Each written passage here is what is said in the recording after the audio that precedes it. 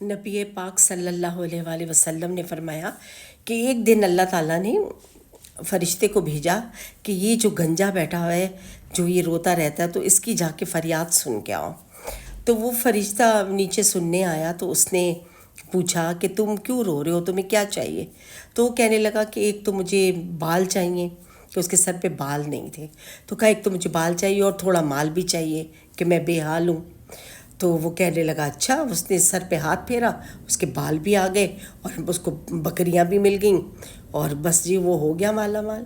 دوسرے شخص جو اس کے پاس تھا، ایک کوڑی بیٹھا ہوا تھا، اس سے پوچھا تمہیں کیا چاہیے؟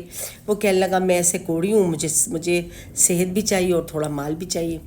اس نے کہا ٹھیک ہے، اس نے اس کے اوپر بھی ہاتھ پھیرا، اس کو صحت بھی ملی اور بہت سارے مال بھی مل گیا، بہت سارے بھینسیں گائیں بہت ساری چیزیں دے دیں کہ اچھا جاؤ تم بھی اپنا خوش رہو۔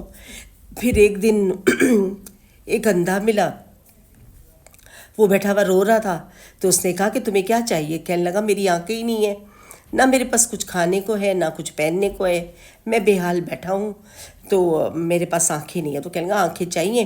تو اس نے آنکھوں پہ ہاتھ پھیرا تو فرشتے نے تو اس کی آنکھیں آ گئیں۔ اب یہ تینوں خوشحال ہو گئے۔ تو ایک دن اللہ تعالیٰ نے کہا کہ میں ان کو آزماتا ہوں کہ یہ کتنے صحیح ہیں۔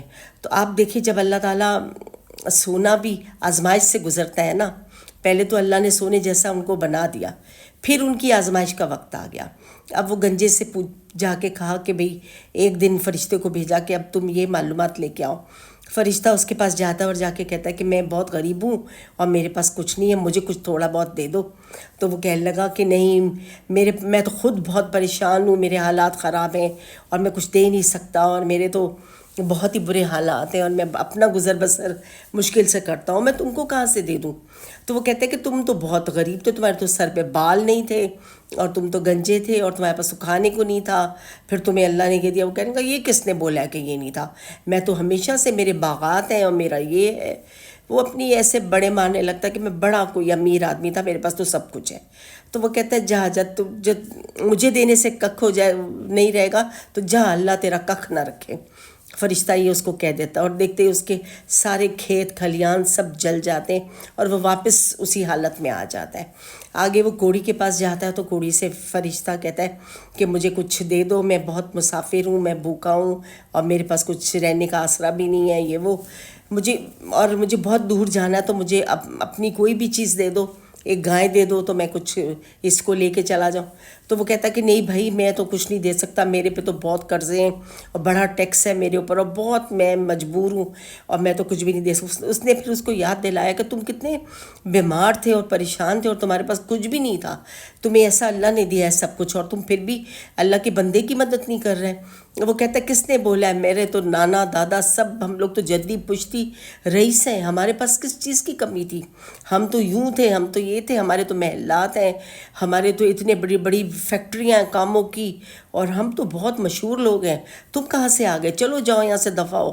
وہ اتنی بری طرح اس کو ڈانٹ کے بھیج دیتا ہے۔ تو وہ کہتا ہے اچھا ٹھیک ہے، اللہ تیرا ککھ نہ رکھے، اس کو بھی یہی کہہ جاتا ہے۔ وہ دیکھتے دیکھتے اس کا سب کچھ اجڑ جاتا ہے اور وہ واپس اپنی اسی چیز میں آ جاتا ہے۔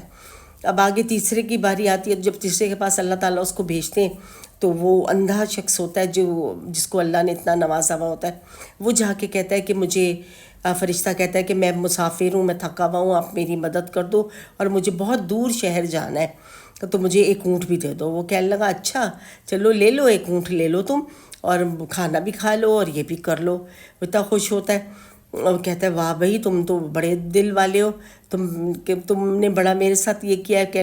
پھر وہ کہتا ہے کہ تمہیں اللہ نے، یاد ہے تم اندھے تھے، اللہ نے تمہیں آنکھیں دیں اور یہ۔ وہ کہتا ہے کہ ہاں میں تو کچھ بھی نہیں تھا، تم تو اگر اللہ کے لیے مانگ رہے ہو تو سارے اونٹ لے جاؤ، اللہ کے لیے میری جان بھی حاضر ہے، میں اللہ کے اوپر سب کچھ قربان کرنے کو تیار ہوں۔ میں تو کچھ بھی نہیں تھا، میرا کوئی نام نشان نہیں تھا، میں اندھا انسان تھا، بھوکا پیاسا بیٹھا رہتا تھا، یہ تو اللہ نے میری آنکھیں دیں اور اللہ نے مجھے یہاں تک پہنچایا ہے کہ آج میں پیسہ بے حیثیت ہوں اور میرے پاس سب کچھ ہے، میں اللہ کے لیے سب کچھ کرنے کو تیار ہوں، بولو اور کیا چاہیے، اگر میری جان تم کو چاہیے تو یہ بھی لے لو۔ فرشتے اس کی آنکھوں پہ ہاتھ رکھتے ہیں اور اس کو وہیں سے ریاض الجنہ دکھاتے ہیں اور مدینے مکے کی سیر کراتے ہیں اور اس کو یہ ساری خانہ کعبہ دکھاتے ہیں، ہر چیز اس کو دکھاتے ہیں، تو وہ اتنا خوش ہوتا ہے، وہ کہتا ہے کہ تمہیں پتہ نہیں کہ تم سے اللہ کتنا راضی ہے، اللہ تم سے یہ سب کچھ نہیں لینا چاہتا، اللہ تم سے خوش ہے اور تمہیں یہ ساری چیزیں اللہ تعالیٰ نواز رہا ہے، اور وہ کہہ رہے کہ یہ بس تم نے اللہ کے لیے کیا، لہٰذا تمہارے پاس یہ ساری چیزیں قائم رہیں گی۔ وہ کہنے لگا کہ اللہ کے لیے اگر تم چاہو تو سارے اونٹ لے جاؤ یہاں سے، مجھے کوئی فکر نہیں ہے، تو مجھے اللہ اور دے دے گا، کوئی مجھے پرواہ نہیں ہے۔ تو اس شخص کی اتنی خوبی دیکھ کے فرشتے اللہ تعالیٰ کو یہ سب بتائے تو اللہ تعالیٰ بہت راضی ہوئے اور اس شخص کو بہت کچھ ملا اور وہ خوش بھی رہا۔ تو آپ نے دیکھا اللہ تعالیٰ اپنے بندوں کو کیسے آزماتا ہے۔ بندوں کو بھی چاہیے کہ اللہ کے راستے پہ دیتے رہیں اور ناشکری نہ کریں۔ ہمیشہ سونا جو ہے نا وہ بھٹی میں گرم ہو کے پھر نکلتا ہے، پھر اس کی شیپ بنتی ہے، پھر وہ صحیح حالت میں آتا ہے۔ تو آپ یہ سوچیں، انسان بھی یہی ہے، جب اس کو اللہ کچھ دیتا ہے تو وہ اکڑ جاتا ہے اور اپنی سوچ میں آ جاتا ہے کہ بھئی میں تو بہت بڑی کوئی چیز ہوں، میں کسی کا کیوں کام آؤں۔ نہیں، آپ کو جو کچھ آج ملا ہے، جو کچھ نوازا ہے، وہ اللہ ہی نے تو نوازا ہے۔ اب یہ آپ کی آزمائش کا وقت آ گیا ہے کہ اللہ نے آپ کو اتنا کچھ دیا ہے تو آپ کسی کے مانگنے پہ کیا دے سکتے ہیں۔ تو ہمیں چاہیے ہم بہت سوچ سمجھ کے یہ فیصلے کیا کریں کہ کسی کو نہ کرنے سے پہلے یہ ہم سوچ لیں کہ یہ سارا مال، ساری دولت، سب کچھ ہمارے اللہ نے دی ہوئی ہے، تو ہمیں یہ سب کچھ سوچ سمجھ کے اللہ کے راستے پہ چلنے کے لیے ہمیں یہ قربانی دینی ہے اور یہ کام کرنا ہے کہ ہمیں اللہ کے بندوں کے کام آنا ہے، اور ہمیں یہی سوچنا ہے کہ جس رب نے ہمیں اتنا دیا ہے وہ ہمیں آگے بھی دے دے گا۔ اگر ہم کسی کے لیے اپنے ہاتھ پیروں سے محنت کرتے ہیں، اپنی زبان سے 2 لفظ اچھے بول دیتے ہیں تو اللہ تعالیٰ اس سے بھی راضی ہوتا ہے۔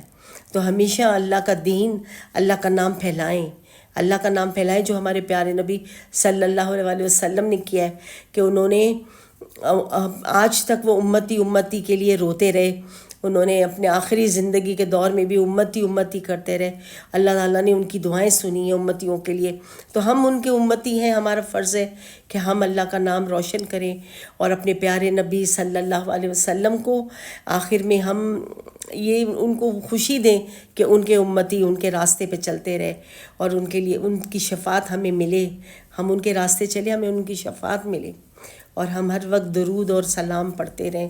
اللہ ہم سب کا حامی و ناصر و آمین ثم آمین۔